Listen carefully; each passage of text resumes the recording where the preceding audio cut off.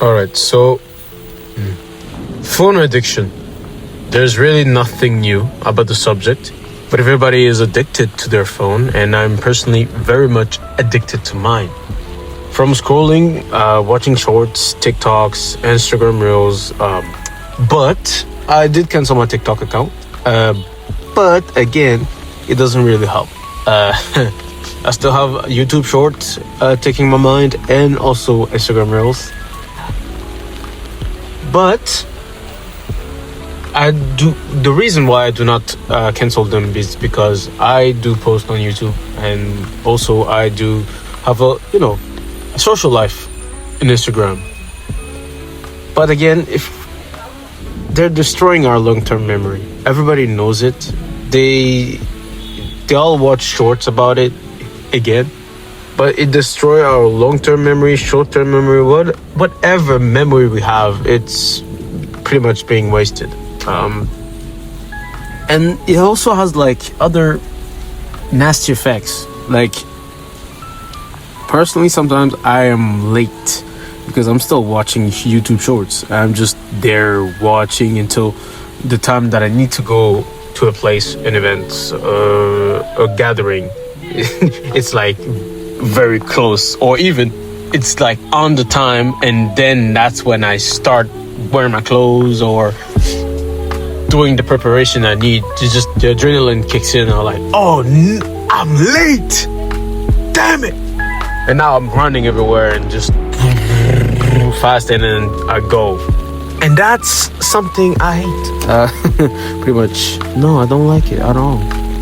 But again, being late, wasting time in general. You scroll for hours, and now you wanted to take a break, you wanted to nap, or you wanted to just chill down, but you were scrolling.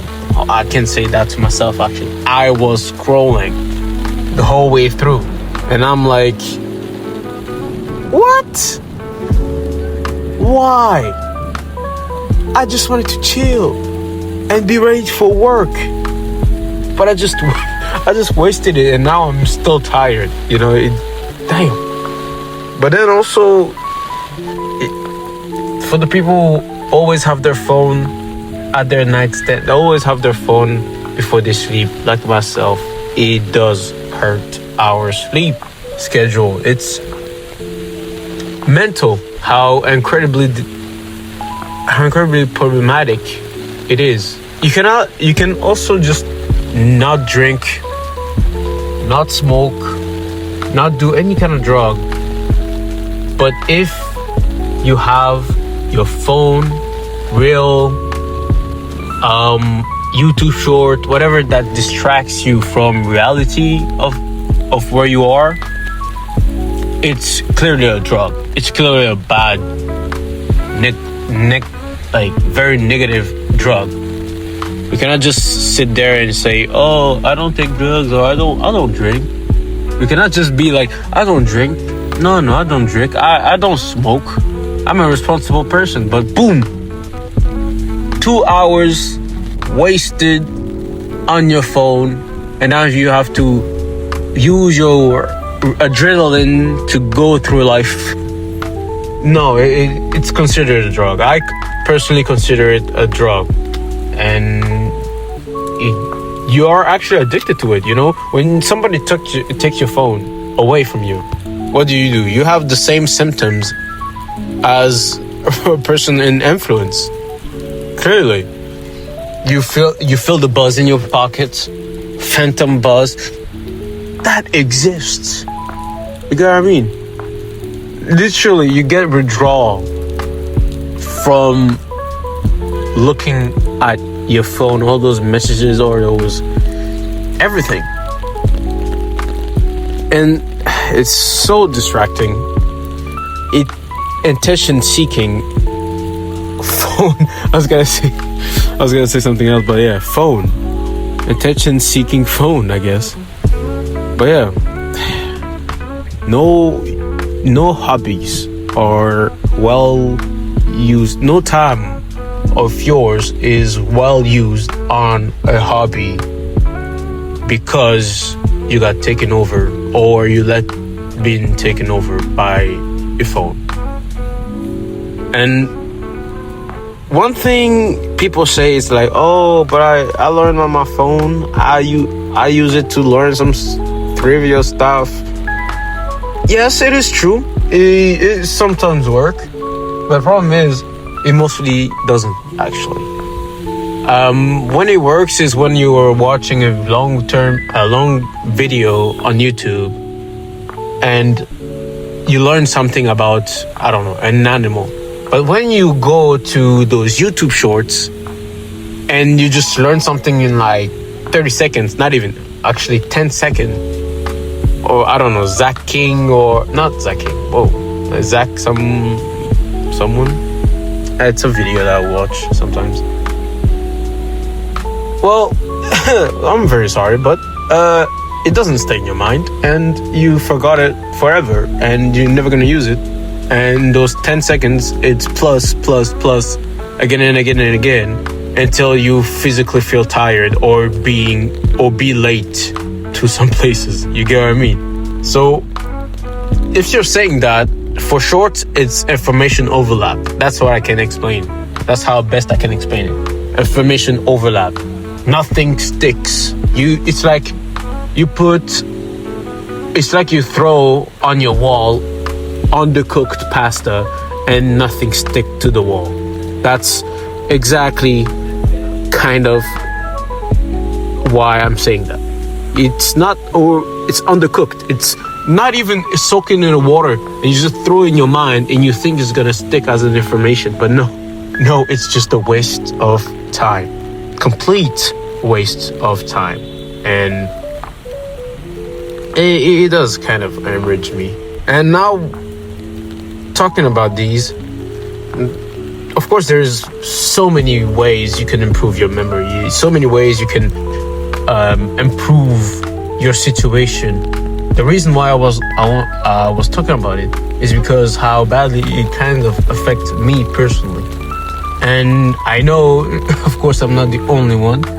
And yeah, reading a book. I think that's one of the best way to recover your memory. But the problem is, are you gonna stick on reading a book? Are you gonna even want to start? But there's also audiobooks. You're doing something. Everybody's doing something, right? And then you go through a audiobook, you just listen to it. And oftentimes use podcast actually to just work on something and listening at the same time.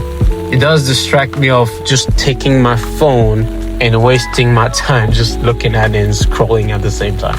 At least that, even though you're distracted by another voice of someone, you can still work in manual tasks, things that don't necessarily need to take your brain away, from that work. And by that, you can still achieve something you wanted to do or something you wanted to work on, just boom. A podcast of someone that's funny, at least, or interesting. Yes, most interesting. And boom, you just doing your work. Fantastic. Audiobook. Boom, a good book that you like or something very informative, at least that you can retain compared to the other bull stuff. I didn't want to say bullshit. Oh, actually I said it. Bullshit. But yeah, that can improve your memory and also just take your mind off shorts. Probably not completely, of course not completely, but at least more than usual.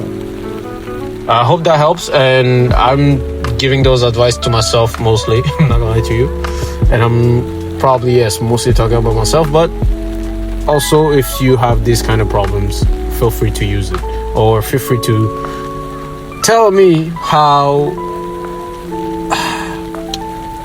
problematic this situation is. And I do not know how to permanently destroy that, at least permanently disengage in YouTube shorts or Instagram reels. Instagram reels is harder YouTube Shorts are not harder because you can actually click on the three buttons and then click not interested or not interested on the shorts.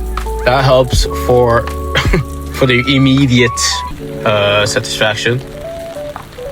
But when you go back to YouTube and then you just want to watch something informative and you're trying to repair your car, well, it doesn't. It's gonna grab you sometimes. It's probably gonna grab you more than sometimes. I hope you understand what I'm saying, and take care. See you soon, and be careful by your attention span, and yourself. Peace.